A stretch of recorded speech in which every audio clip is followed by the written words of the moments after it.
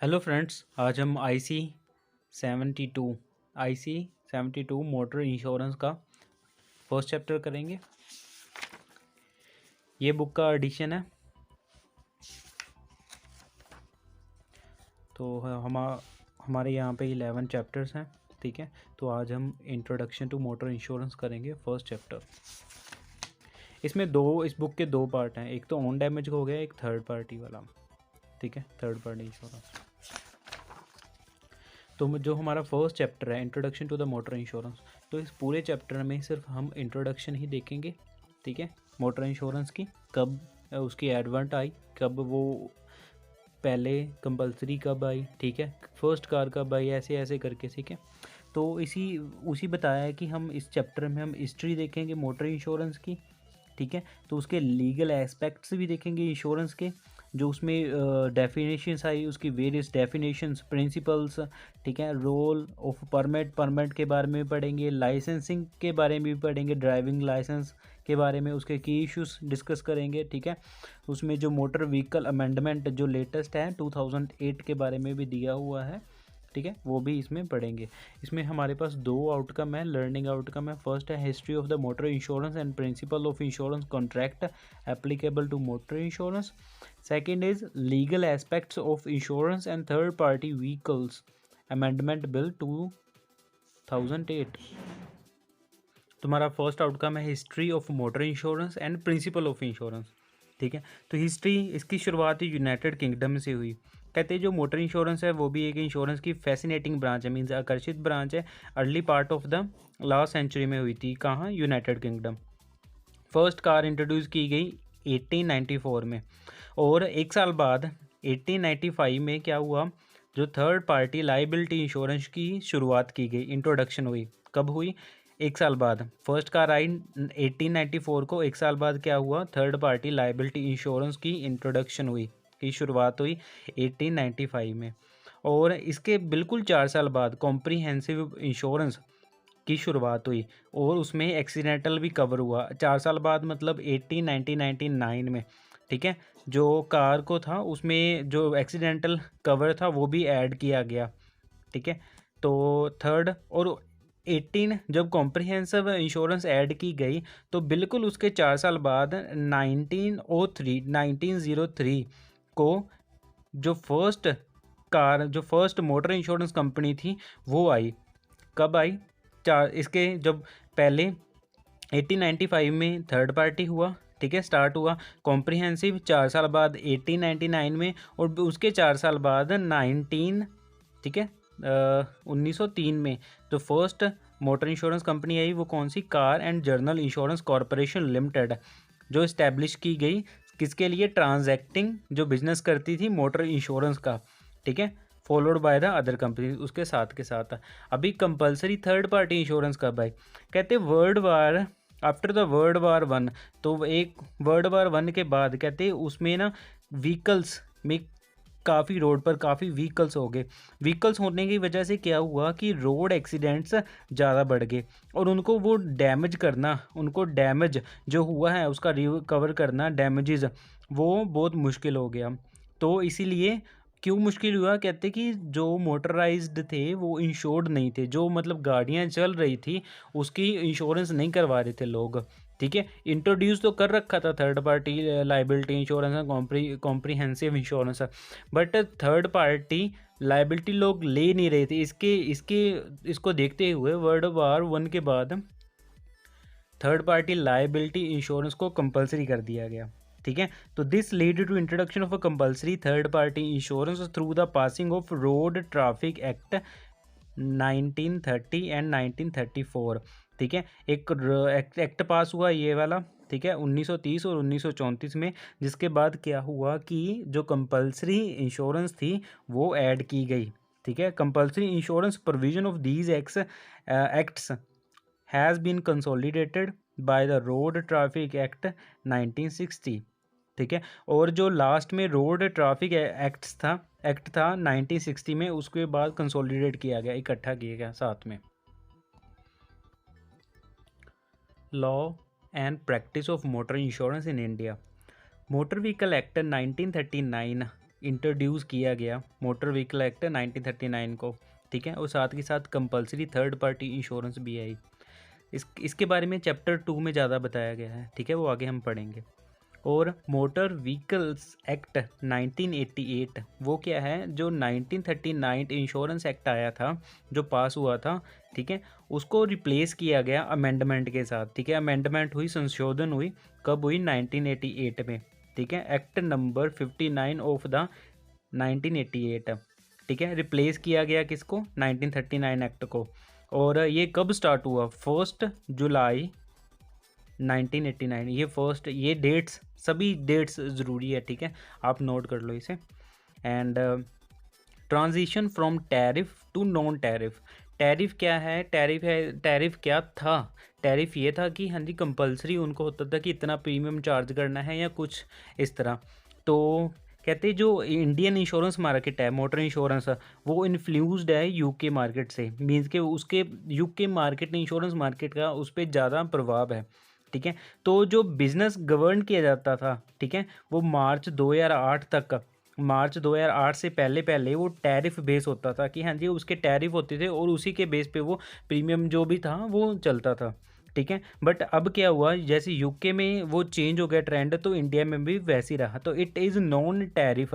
तो अभी यूके की तरह इट इज़ नॉन टैरिफ, तो यहाँ पे भी अभी नॉन टैरिफ है। फिर भी कहते हैं जो IRDA है, IRD the Indian regulatory authority, जो IRD इंडियन रेगुलेटरी अथॉरिटी, तो जो इंश्योरेंस की IRDA रेगुलेटरी अथॉरिटी है, उसने कुछ टैरिफ पॉलिसी वर्डिंग है, वो कहते हैं कि आप टैरिफ उसके वो प्रीमियम वगैरह चेंज कर सकते हो डिपेंडिंग अपॉन द, ठीक है, वो प्लान, बट वो पॉलिसी वर्डिंग वो IRDA द्वारा जो रहेगी वही रहेगी, और प्रिंसिपल भी वही रहेंगे।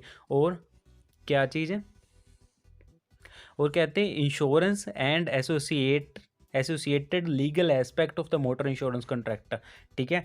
तो policy wording, principles of insurance and associated legal aspects of the motor insurance contract वही रहेंगे, ठीक है। जो लीगल एस्पेक्ट्स हैं जो IRDA ने किए हैं तो वही रहेगा। क्या वो हुआ, डी टैरिफ हो गया, कब हुआ?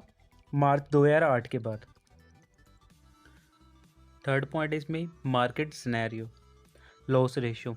कहते हैं अकॉर्डिंग टू द IRDA, ठीक है, loss ratio of industry 2010 to 11 was 213%, ठीक है। तो हम लॉस रेशियो ये वाला पॉइंट समझेंगे। फर्स्ट वाला कहते हैं लॉस रेशियो जो IRDA के अकॉर्डिंग, कहते 2010 और 11 में जो लॉस रेशियो थी वो 230% थी, बट वो डिक्रीज़ हुई, बट फेल टू 145%। कब हुई? 2011 और 2012 के बीच में, ठीक है। कहते हैं इसने क्लियर इस्टेब्लिश किया कि क्या किया, जो डेथ रेट था पर 100 एक्सीडेंट, जो 100 एक्सीडेंट हो रहे थे, तो उसका डेथ रेट 31.6% था, ठीक है। तो वो कहते हैं कि उसी ने उसको ज़्यादा अलार्म किया, एम्पल था कि वो ज़्यादा मात्रा में था, और जिसकी वजह से उसको ज़्यादा अलार्म किया गया, मीन्स कि उसको ज़्यादा सामने लेके आया गया।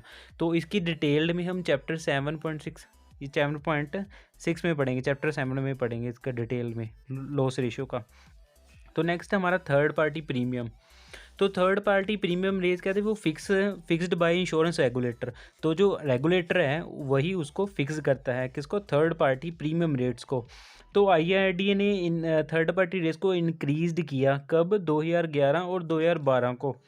जो एवरेज वो इंक्रीज़ किया गया, वो 2011 और 2012 के ईयर में अराउंड 58% उसको इंक्रीज़ किया, ठीक है। और 2012 और 2013 में 15% उसको बढ़ाया, और देन 2013 और 2014 में 20% बढ़ाया गया, ठीक है। ये डेट्स भी इंपॉर्टेंट हैं, कुछ भी इसमें क्वेश्चन वो पूछ सकते हैं, सो प्लीज़ नोट। तो next trigger for future growth. अभी फ्यूचर ग्रोथ कहते हैं जी, अभी मोटर इंश्योरेंस की फ्यूचर ग्रोथ क्या है? कहते हैं इसको लॉन्ग टर्म देखें, ठीक है, मीडियम टू लॉन्ग टर्म। अभी ऑटोमोबाइल की सेल्स बढ़ रही है, ठीक है। जो अभी मानो इंश्योरेंस ख़त्म होने के बाद वो रिन्यूअल बिजनेस है, वो हायर पेनिट्रेशन है, मीन्स कि बहुत ही ज़्यादा हो रहा है, ठीक है। और the emergence of large organised collaborators such as garage preferred providers. कहते हैं इसकी वजह से क्या होएगा कि जो इंश्योरेंस कंपनी है ठीक है। जो प्रेफर्ड गैरेजेस हैं उसको उसके नेटवर्क को बढ़ाएगी और उसकी ग्रोथ भी, उसका मोमेंटम बहुत ही ज़्यादा बड़ा होएगा इसी सेगमेंट में, मोटर इंश्योरेंस में। ठीक है, तो यानी कि मोटर इंश्योरेंस का ग्रोथ फ्यूचर बहुत बढ़िया है। ठीक है, हमारा फोर्थ पॉइंट है new trends in motor insurance. कहते हैं जो जनरल इंश्योरेंस इंडस्ट्री है उसमें पर्टिकुलरली मोटर इंश्योरेंस में, ठीक है, काफ़ी नए ट्रेंड देखे गए हैं और वो मेन उसमें है, चीफ कंट्रीब्यूटर है। ठीक है, जनरल इंश्योरेंस में फर्स्ट इसमें कुछ ट्रेंड्स हैं जैसे इंक्रीज्ड वॉल्यूम ऑफ क्लेम। अभी मोटर इंश्योरेंस में पॉलिसीज़ वगैरह बढ़ रही हैं तो उसके साथ साथ क्लेम भी तो बढ़ेंगे ऑब्वियस। तो क्या हुआ, high number of the claims are processed in the motor third party segment. जो motor third party TP segment है उसमें काफ़ी कहते हैं क्वांटिटी में क्लेम प्रोसेस्ड किए गए, ठीक है, किए जाते हैं। The industry has achieved a very high growth rate, तो उसका ग्रोथ रेट भी हाई है। और नेक्स्ट कहते हैं लैक ऑफ स्टैंडर्डाइज्ड प्रोसेसेस। कहते हैं कमी है, लैक है किसकी, स्टैंडर्डाइज्ड प्रोसेसेस की।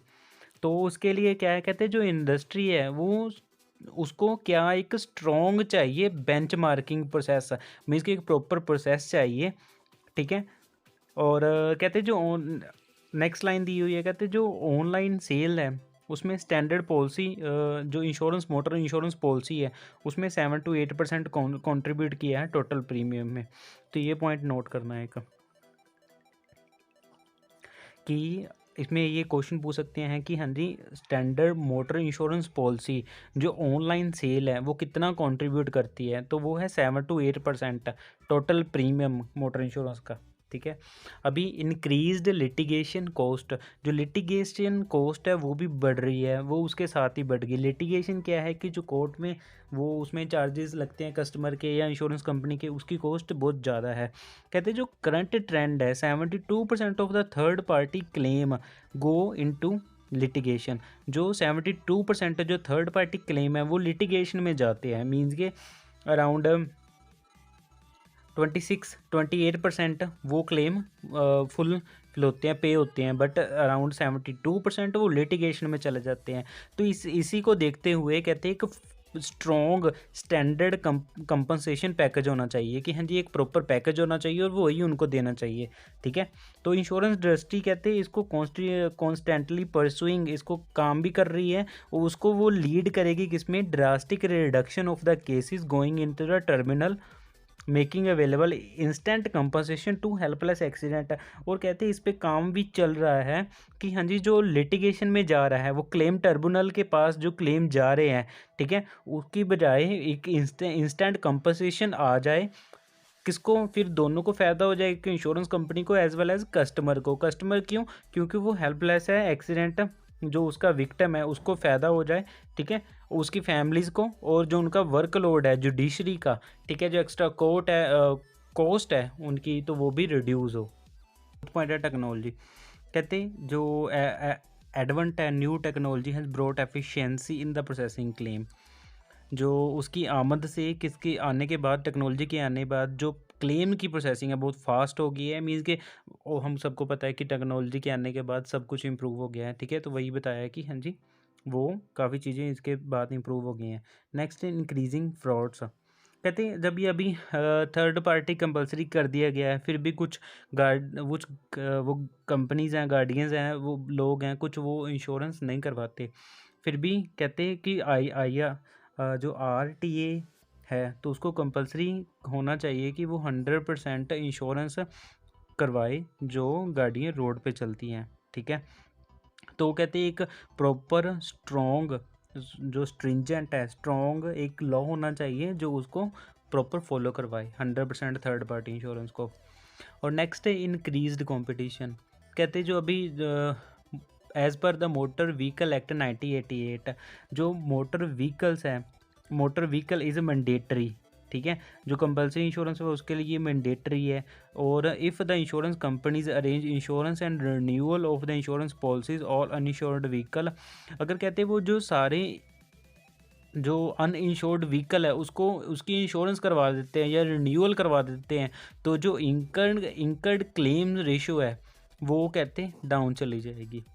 कहते एक सर्वे हुआ है 2012-2013 को, इसके द्वारा इंश्योरेंस इंफॉर्मेशन ब्यूरो ठीक है। इसके द्वारा जो सर्वे हुआ उसने बताया जो प्राइवेट कार्स हैं और टू व्हीलर्स हैं, ये 2 सेगमेंट हैं यानी कि मोटर इंश्योरेंस वाले, ठीक है। उसमें क्या है, जो इंश्योरेंस कंपनियां हैं चाहे वो प्राइवेट सेक्टर की हैं या प्राइवेट जो पब्लिक सेक्टर हैं या प्राइवेट सेक्टर हैं, तो वो कहते हैं making profit in this segment, वो प्रॉफिट बना रहे हैं, ठीक है।